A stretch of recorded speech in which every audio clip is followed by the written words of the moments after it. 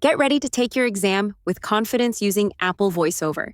We've designed a quick demo to show you how to use this screen reader tool on a Mac device.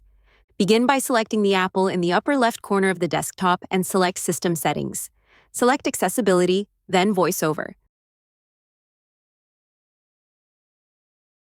Toggle VoiceOver on. VoiceOver will start speaking once it is turned on. Open Lockdown Browser by selecting the magnifying glass icon in the upper right of your screen, typing Lockdown Browser and selecting it from the search results. Sign in if prompted. To hear questions, answers, and buttons on the page for VoiceOver, press the Control, Option, and right arrow keys to go down the page, or Control, Option, and left arrow to go back up the page. Navigate to Courses in the menu on the left side of the screen. Select the course for the exam,